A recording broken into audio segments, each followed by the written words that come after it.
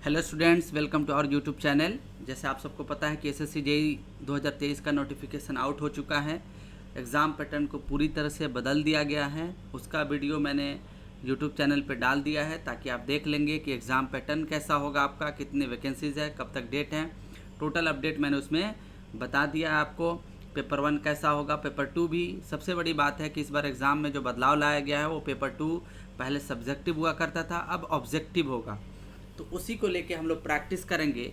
और आपको पता है कि मैंने आपसे बोला भी है कि हम लोग एक सब्जेक्ट पे कम से कम 100 इम्पॉर्टेंट क्वेश्चंस करेंगे, कॉन्सेप्ट के साथ करेंगे, ताकि आपको कहीं दिक्कत ना हो। तो कंफ्यूज नहीं होना है, चीज़ें को सही से करना है, फिर बाकी चीज़ें होते रहेगा। जैसे यहाँ देख रहे हैं कि सब्जेक्ट हम लोगों ने स्टार्ट किया फ्लूइड मैकेनिक्स, जो कि सिविल और मैकेनिकल दोनों स्टूडेंट्स को पढ़ने होते हैं। सिविल और मैकेनिकल दोनों स्टूडेंट्स को पढ़ना होता है। और ये जो है सेशन आपका 2 है। यहाँ पे हम लोग सेशन 2 डिस्कस करेंगे। पहले सेशन हम लोगों ने कल देखा था, जिसमें most important question properties of fluid से जितना हो सकता था हमने लिया था। आज भी हम प्रॉपर्टीज ऑफ फ्लूइड के सेशन ही ले रहे हैं, उसी के बारे में हम डिस्कस कर रहे हैं, ताकि ये जो क्वेश्चंस मैक्सिमम पूछे जाते हैं आपके एग्ज़ाम में, क्योंकि हमें पता है कि फ्लूइड मैकेनिक्स का एफएम का सबसे ज़्यादा वेटेज होता है एग्ज़ाम में। तो उस पर्सपेक्टिव से हम लोग पढ़ रहे हैं। और प्रॉपर्टीज ऑफ फ्लूइड से ही अगर बात करेंगे तो 4 to 5 क्वेश्चंस आने की पॉसिबिलिटीज़ रहता है। तो चलिए स्टार्ट करते हैं, हम लोग देर नहीं करते हैं। बाकी जो भी अपडेट है नोटिफिकेशन से रिगार्डिंग, वो यूट्यूब पर वीडियो है, उसको आप अच्छे से देख लेंगे। चैनल को लाइक करना है, सब्सक्राइब भी करना है। तो चलिए क्वेश्चन नंबर 1 की तरफ बढ़ते हैं। अच्छे से क्वेश्चंस को समझेंगे, पढ़ेंगे, फिर जवाब देंगे, क्योंकि क्वेश्चंस में ही आंसर छुपा रहता है। अच्छे से पढ़ना है। क्वेश्चन 1 क्या कर रहा है? Question number 1, mercury does not wet the glass due to the. आप जानते हैं some concept will be there here. ये सारे कॉन्सेप्ट कहाँ पे आते हैं? Capillarity rise and fall. जब आप बातें करते हैं कैपिलरिटी राइज एंड फॉल का, तो वहाँ पे इस कॉन्सेप्ट के बारे में हम लोग पढ़ते हैं। अगर राइज होगा, यानी एच का वैल्यू अगर राइज होगा, तो आप कहते हैं the combination will be the water and glass. ये कॉन्सेप्ट क्लियर होना चाहिए, वाटर एंड ग्लास कम्बिनेशंस होगा, और इस केस में राइज होता है। अब यहाँ पे एच लेस देन हो, मतलब फॉल करेगा, तो ये मरकरी एंड ग्लास होता है। ये इसलिए होता है, वेट का मतलब होता है भिगो देना। आप वजन नहीं समझेंगे, उसका अलग स्पेलिंग होता है। यहाँ पे Hg होगा, यानी ये तभी पॉसिबल होता है फॉल करना, जब मरकरी Hg ग्लास सरफेस को वेट नहीं करता। वेट मतलब होता है भिगोना, वेट नहीं करता है। ये किसके वजह से होता है? द ओनली रीज़न, आपने देखा था कि कैपिलरिटी राइज और फॉल सिर्फ और सिर्फ किसके वजह से होता है? द फोर्स ऑफ अट्रैक्शंस की वजह से होता है। और adhesion cohesions is the main reasons when the liquid to be rise और फॉल इन द लिक्विड। इसका बेस्ट एग्जांपल आप देख सकते हैं। कैपिलरिटी ट्यूब का बेस्ट एग्जांपल क्या है? Transportations of the water in the tree from the root to leaf. जड़ से पत्तों तक जो ट्रांसपोर्टेशंस होता है वाटर का, जिसे आप फोलेम प्रोसेस कहते हैं, उसे आप क्या कहते हैं? तो उस तरह से आप कैपिलरिटी राइज प्रोसेस होता है। पहला केस होता है कि अगर एडहेशन ग्रेटर देन हो जाए कोहेसन से, एडहेशन ग्रेटर देन हो जाए कोहेसन से, तो इस केस में आप कहते हैं कि वाटर जो होगा वेट करेगा ग्लास सरफेस को।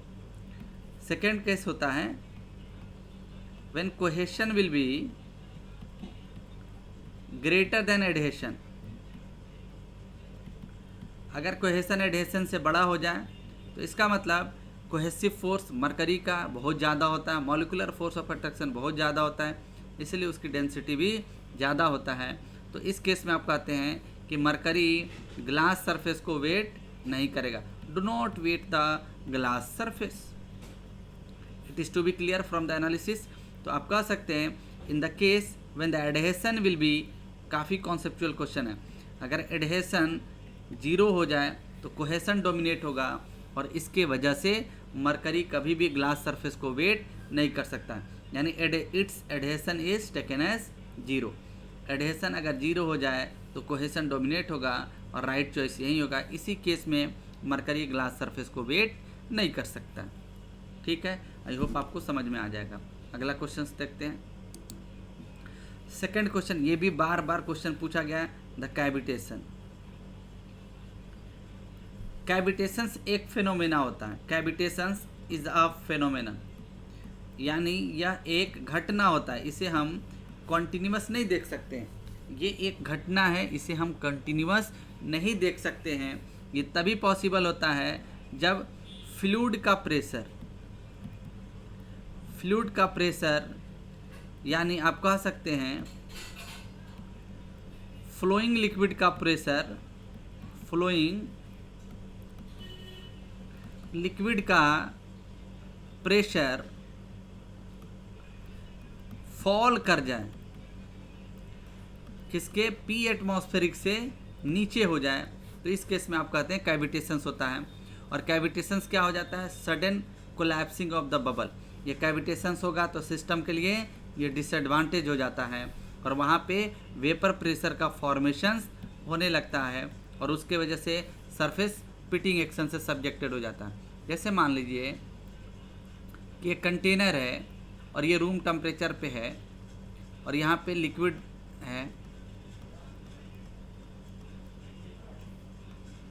और मान लीजिए कि आपने यहाँ पे टेम्परेचर बढ़ा दिया और यहाँ पे प्रेशर बढ़ा दिया, तो इस केस में क्या होगा कि जो लिक्विड होगा जैसे इसका टेम्परेचर बढ़ेगा तो यहाँ पर वेपर बबल्स क्या हो जाएगा, कलेक्ट होने लगेगा सरफेस पे, जिसके वजह से ये होता है कि यहाँ पे जो वेपर प्रेशर के फॉर्मेशंस के वजह से, वेपर प्रेशर के फॉर्मेशन के वजह से जो फ्लोइंग लिक्विड है वहाँ पे बबल्स कोलैप्स करने लगते हैं और यहाँ पे पिटिंग एक्शन होने लगता है। That action is called cavitation. सिर्फ याद रखना है, the only reason is low vapour pressure. Low vapour pressure होगा तभी लो प्रेशर होगा, यानी यहाँ पे आंसर लो प्रेशर मिले या लो वेपर प्रेशर मिले तब भी सही है।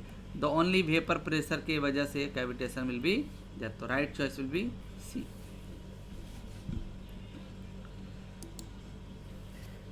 अगला क्वेश्चन देखते हैं। In the CGS unit dynamic viscosity is expressed as. अगर CGS यूनिट की बात करें तो CGS यूनिट को डायनामिक विस्कोसिटी में कैसे एक्सप्रेस करेंगे? आप जानते हैं डायनामिक विस्कोसिटी को आप म्यू से रिप्रेजेंट करते हैं, जिसका यूनिट होता है newton second per metre square. ये ऐसा यूनिट है।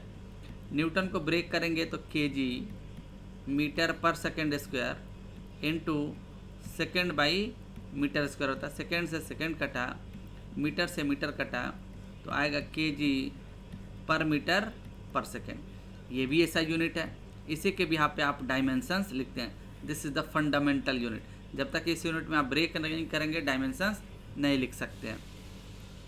तो यहाँ पे अगर इन सिमिलरली म्यू का CGS आप यूनिट लिखें तो क्या लिखेंगे? kg के जगह पर हम क्या रिप्लेस करेंगे? ग्राम, सेंटीमीटर की जगह पर मीटर की जगह पर centimetre per second.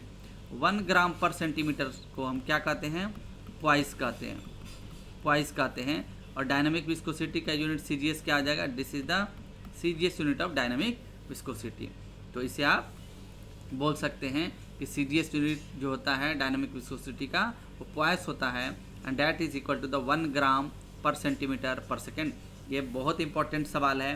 This is very important question. Multiple time exam में ये सवाल पूछा गया, तो इसको ध्यान में रखना है। So the poised is the right choice. Pascal second ये किसका यूनिट है? ऐसा यूनिट होता है डायनामिक विस्कोसिटी का म्यू का। और स्टोक्स किसका यूनिट होता है? ये काइनेमेटिक विस्कोसिटी का यूनिट होता है। नॉन ऑफ द अबव तो होगा नहीं। So the right choice will be the poised. अगला सवाल देखते हैं। 1 पॉइस इज इक्वल टू, जैसे अभी आपने इससे पहले वाले सब क्वेश्चंस में देखा कि 1 पॉइस के बारे में हम लोग बात करते हैं। अभी आपने देखा कि पॉइस किसका यूनिट होता है? Poised is the unit of dynamic viscosity. ये क्लियर है। Poised only is unit is the dynamic viscosity. ठीक है, ये क्लियर बातें हैं। और पॉइस डायनेमिक विस्कोसिटी का यूनिट है, इसका मतलब म्यू जो होगा आप कह सकते हैं पॉइस होगा। और आपने देखा 1 पॉइस इज इक्वल टू, हमने क्या लिखा अभी, 1 gram per centimetre per second को।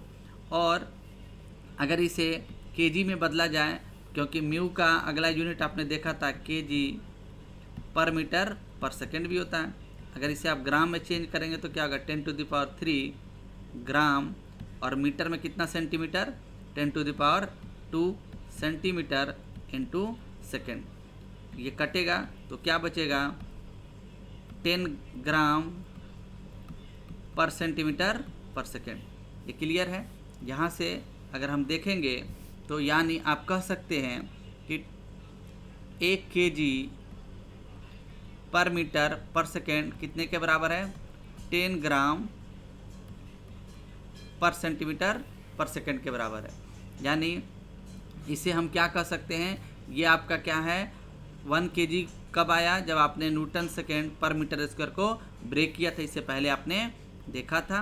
और 10 इक्वल टू आप लिख सकते हैं 10 ग्राम, और 1 gram per centimetre per second को हम क्या कहते हैं, पॉइस कहते हैं।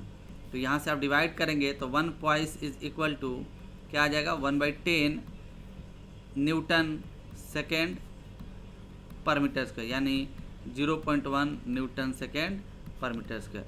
ये याद रखना है नोमरिकल प्रोस्पेक्टिव से भी कि 1 poise is equal to written as 0.1 newton second per metre square, correct.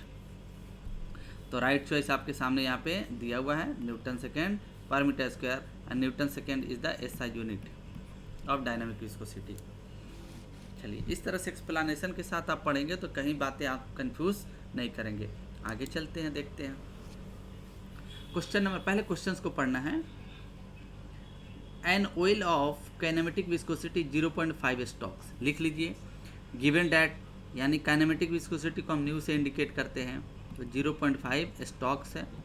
और स्टॉक्स क्या आता है, CGS unit of kinematic viscosity कहलाता है। दिस इज द, यहीं पे एक्सप्लेन कर, CGS unit of kinematic viscosity, कहीं कंफ्यूजन नहीं है। अगर ये CGS यूनिट है तो दिया हुआ है, और flow through a pipe of 5 centimetre diameter, यानी डायमीटर D इक्वल टू कितना दिया हुआ है 5 सेंटीमीटर। तो पूछ रहा है the flow is a critical velocity at about, तो ये आप जानते हैं, we know that the critical velocity कहने का मतलब जिस वेलोसिटी पर फ्लो का सिचुएशन चेंज हो, और आप जानते हैं लैमिनार, टर्बुलेंट और ट्रांजिशंस फ्लो होता है, तो रेनॉल्ड्स नंबर इक्वल टू आप क्या लेंगे 2000, क्योंकि लेस देन क्या होता है 2000 से लैमिनार होता है, 2000 से 4000 के बीच ट्रांजिशंस फ्लो होता है, और 4000 से ग्रेटर देन होगा तो टर्बुलेंट होगा। तो आप कहेंगे रेनॉल्ड्स नंबर का अगर वैल्यू 2000 हो जाए तो ये शो करेगा क्रिटिकल वैल्यू को, critical value of Reynolds number, और इस पे जो वेलोसिटी होगा उसे कहेंगे VC, it means critical velocity. क्या कहेंगे, क्रिटिकल वेलोसिटी। क्लियर है। अब यहाँ पे इक्वेशंस अप्लाई कर देते हैं। We know that Reynolds number equal to होता है काइनेमेटिक विस्कोसिटी और डायनामिक विस्कोसिटी, दोनों के रेस्पेक्ट में आप लिख सकते हैं। मैं लिख देता हूँ ρVD/μ होता है। अगर इस तरह से आप लिखेंगे रेनॉल्ड्स नंबर का वैल्यू, तो VD हम क्या लिख सकते हैं, न्यू लिख सकते हैं, VD/न्यू लिख सकते हैं। और यहाँ पर वैल्यू पुट करेंगे 2000, तो V का वैल्यू हमें निकालना है, इसे V क्रिटिकल ले लें। दोनों ऐसा CGS यूनिट में दिया है, स्टोक भी और डायमीटर भी हम चेंज नहीं करेंगे। D का वैल्यू 5 सेंटीमीटर है, और आपका न्यू का वैल्यू क्या है 0.5। यहाँ 5 से 5 कटेगा, 0.1 बचेगा। जब आप मल्टीप्लाई कर देंगे VC इक्वल टू, तो वैल्यू क्या आएगा 2000 मल्टीप्लाइड बाई 0.1, यानी वैल्यू आपका आ जाएगा 200 सेंटीमीटर पर सेकेंड। लेकिन मीटर में दिया हुआ है तो इसमें 100 से डिवाइड कर दें तो 2 मीटर पर सेकेंड, यानी क्रिटिकल वेलोसिटी का वैल्यू जो आएगा अपना 2 मीटर पर सेकेंड। इस तरह से क्वेश्चन आप कैलकुलेट करेंगे।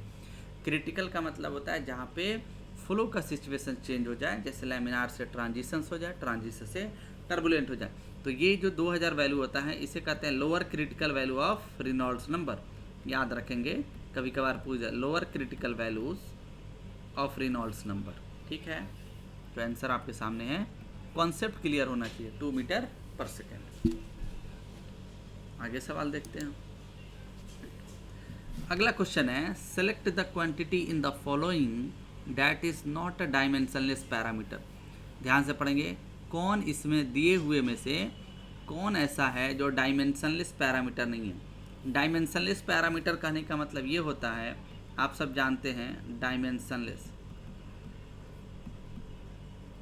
मतलब नो डायमेंशन, जिसके पास डायमेंशन ही ना हो। नो डायमेंशन मतलब हैव नो यूनिट।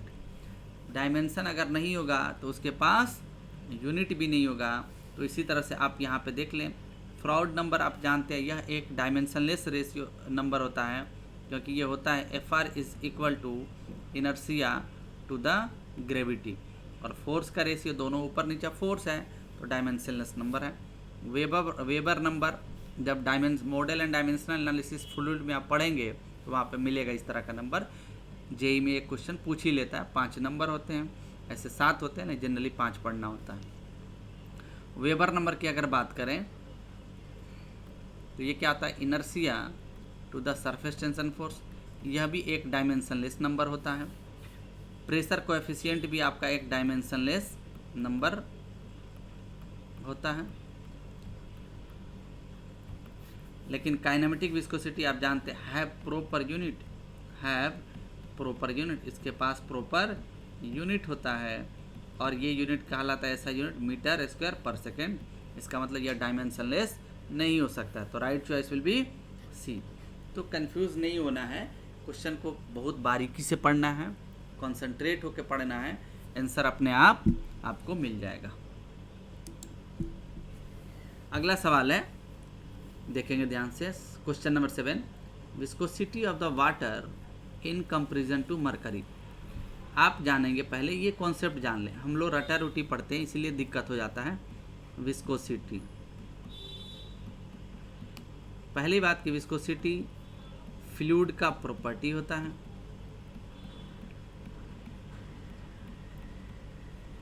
जो अपोज करता है फ्लो को, अपोज द फ्लो, और रियल कंडीशन ऑफ फ्लो कहलाता है। सिंपल सी बात है।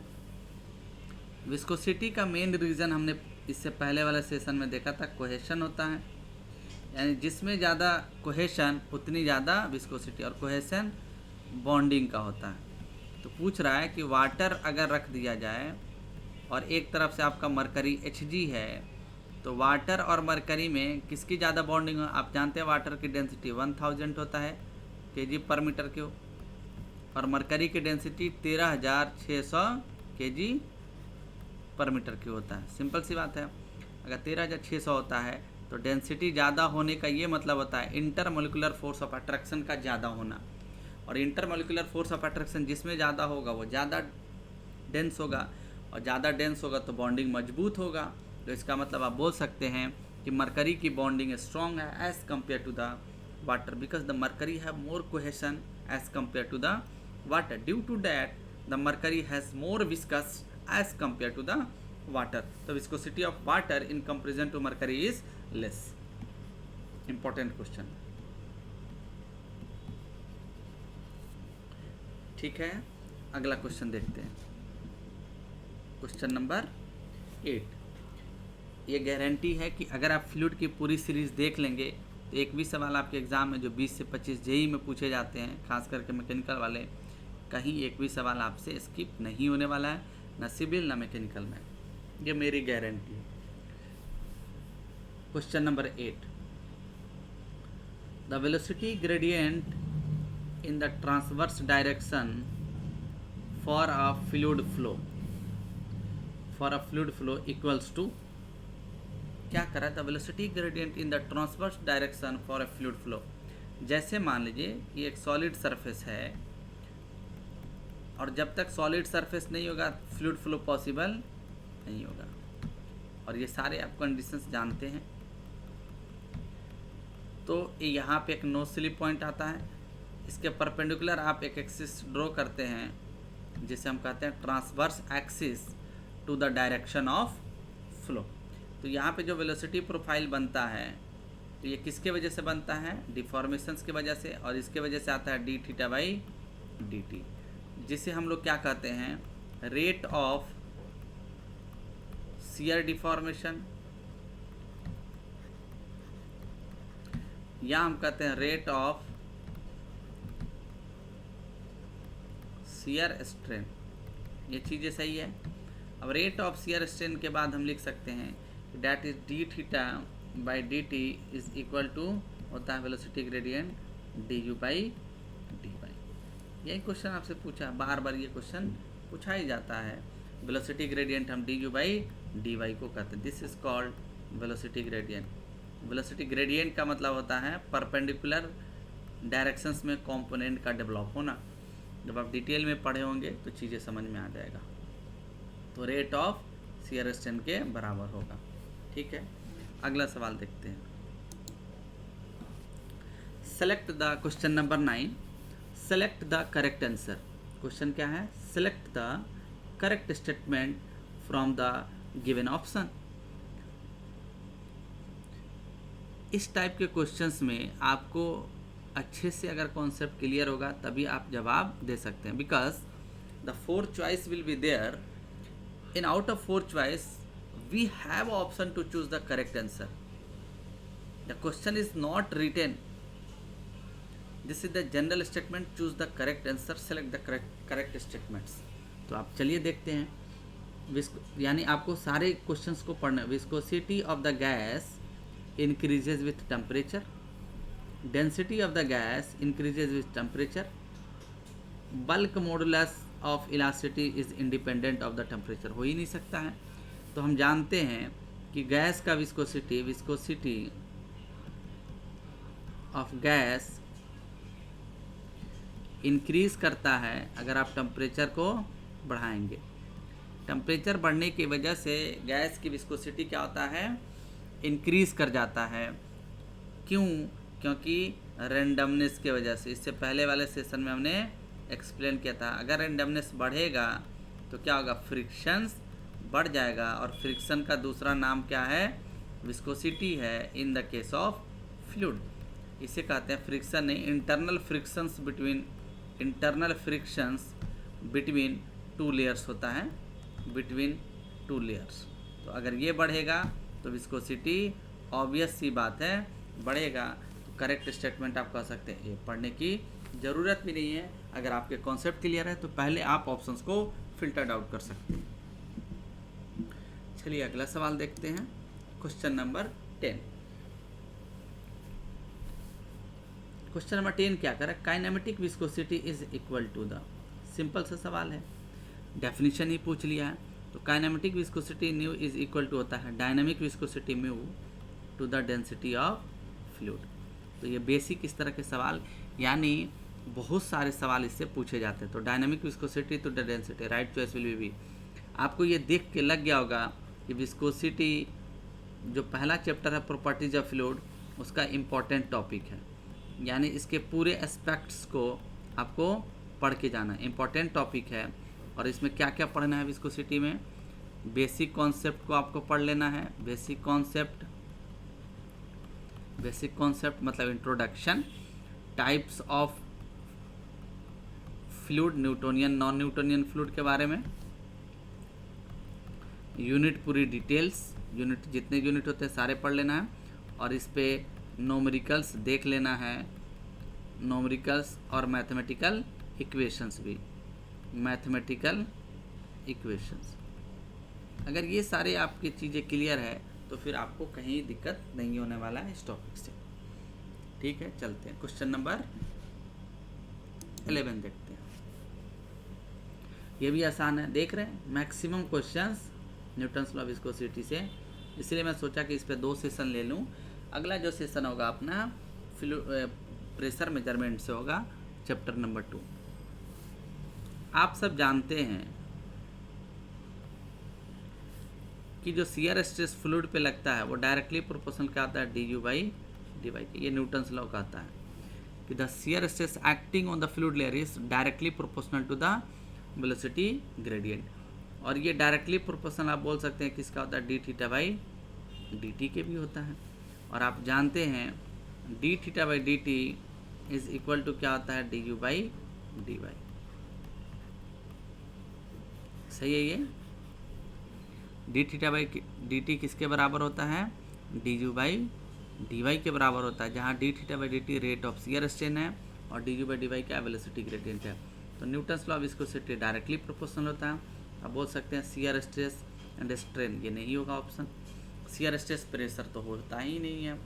Shear stress and rate of shear strain, the right choice will be C.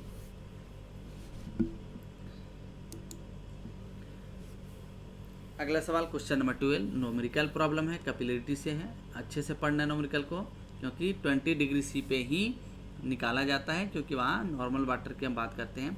Bore का मतलब होता है डायमीटर। बोर का मतलब क्या समझेंगे, डायमीटर। और ऑब्वियस सी बात है कैपिलरिटी राइज में और फॉल में आप एक ग्लास को डिप्ड करते हैं, थीन ग्लास को, जिसका डायमीटर दिया रहता है। और फार्मूला आप जानते हैं H equal to 4 sigma cos theta, चाहे वो राइज हो या फॉल हो, रो जी डी। जहाँ पे H राइज और फॉल है, 4 आप जानते हैं कॉन्स्टेंट है, सिग्मा सरफेस टेंशन है, थीटा एंगल ऑफ कॉन्टैक्ट है, rho density of the fluid, G acceleration due to gravity, और डी बोर है ग्लास ट्यूब का, या आप डायमीटर कह सकते हैं। वाटर के केस में आप जानते हैं कि theta will be taken as theta for the water, नहीं दिया रहा तो आप 0 डिग्री ज्यूम कर लेते हैं, तो कॉस 0 1 हो जाता है। इक्वेशन बनेगा 4 sigma divided by rho G T. अब यहाँ से आप जान लें सरफेस टेंशन ऑफ वाटर जो होता है वो यूनिवर्सल है, 20 डिग्री सी इसीलिए मेंशन यहाँ पे किया गया है, क्योंकि ये मेजरेबल वैल्यू है 0.0725 न्यूटन पर मीटर। तो ये वैल्यू याद रखेंगे तभी प्रॉब्लम सॉल्व होगा इसका वैल्यू। और वाटर की डेंसिटी क्या होता है, रो वाटर 1000 kg पर मीटर क्यूब, और डायमीटर क्या दिया हुआ है 1 mm। इसको भी चेंज कर लें ऐसा यूनिट में, 10⁻³ मीटर हो जाएगा।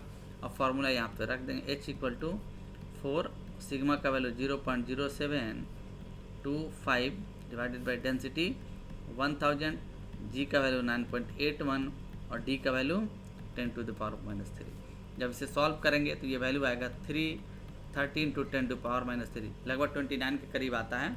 ये आएगा मीटर में, जब mm में बदलेंगे तो ये आ जाएगा 30 mm के करीब। 29 पॉइंट समथिंग आता है, अप्रॉक्स 30 ले लेंगे, तो D is the right choice. ठीक है, समझ में आ गया होगा, फॉर्मूला पुटिंग प्रॉब्लम था। अगला क्वेश्चन, क्वेश्चन नंबर 13 क्या कर रहा है, the density of a fluid is sensitive होता है टू चेंज इट्स प्रेशर, यानी along the direction of flow,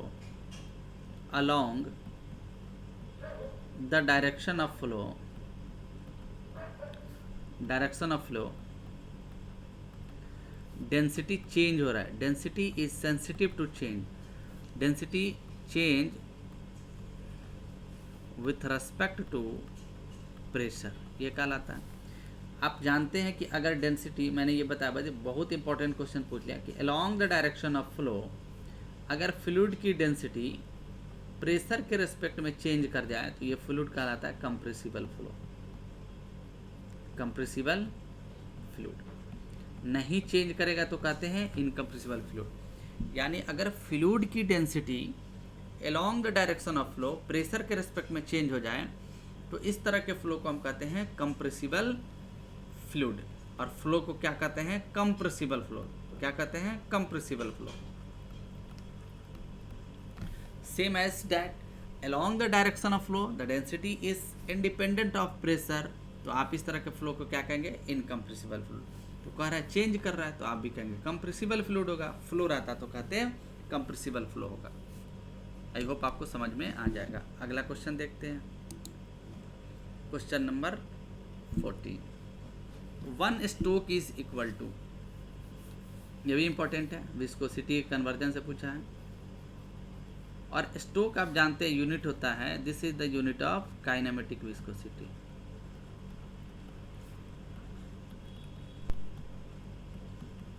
kinematic viscosity को हम न्यू से रिप्रेजेंट करते हैं। And we know that nu equal to होता है dynamic viscosity to the density of fluid. Dynamic viscosity को आपने ब्रेक किया तो क्या था, kg पर मीटर पर सेकेंड, क्योंकि और डेंसिटी का kg पर मीटर क्यूब। जब आप इसे सॉल्व करेंगे तो आप कहते हैं ना मीटर स्क्वायर पर सेकेंड आ जाता है, यानी न्यू का एसआई यूनिट क्या आ गया, मीटर स्क्वायर पर सेकेंड। अगर इसे सीजीएस में, ये कहलाता है एसआई यूनिट। अगर इसे सीजीएस में लिखेंगे तो क्या लिखेंगे, सेंटीमीटर स्क्वायर पर सेकेंड, ये कहलाता है सीजीएस यूनिट। और इसी सीजीएस यूनिट को आप कहते हैं स्टोक। यानी हम बोल सकते हैं 1 centimetre square per second equal to होता है 1 स्टोक।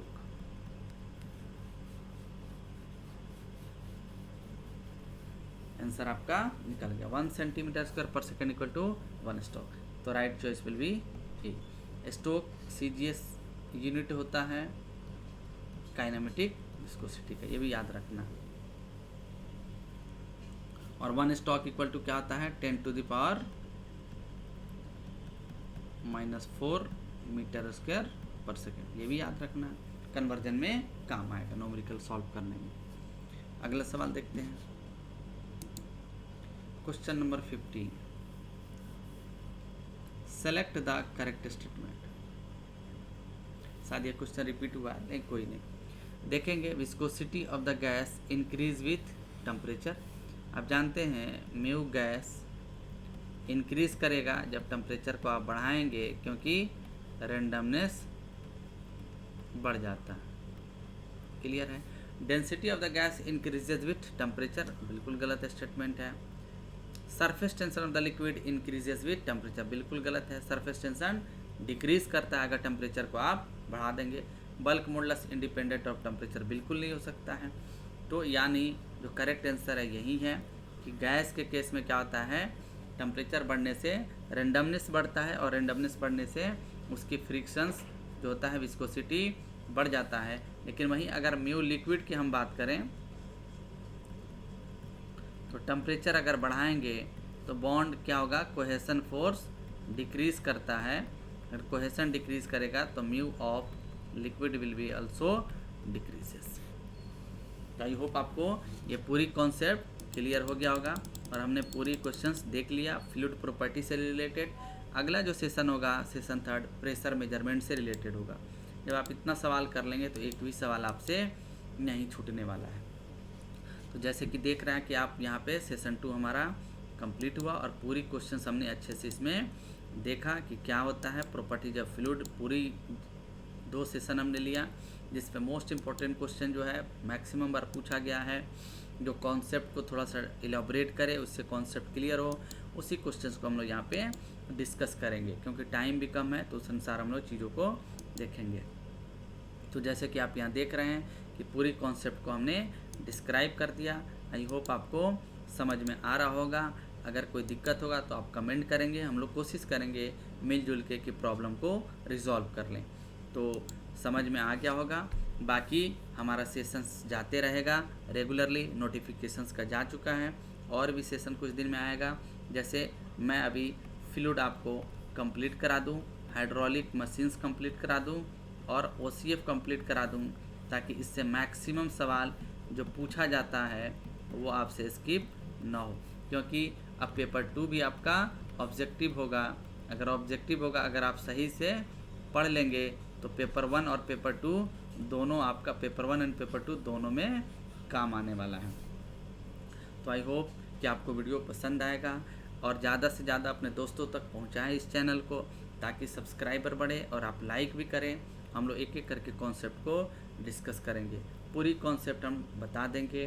क्योंकि बाहर जो भाग दौड़ आप देख रहे हैं वहाँ सिर्फ क्वेश्चंस का ये आंसर वो आंसर होता है, कॉन्सेप्ट क्लियर कोई नहीं कर पाएगा। तो मैं पूरी कॉन्सेप्ट क्लियर के साथ बता रहा हूँ, जैसे कि आप देख रहे हैं। तो मेरे चैनल को, ये आपका चैनल है, सब्सक्राइब भी करना है, लाइक भी करना है और शेयर भी करना है। फिर अगले सेशन में मिलते हैं। सेशन 3 होगा जो प्रेशर मेजरमेंट्स होगा, आप पढ़ भी लेंगे।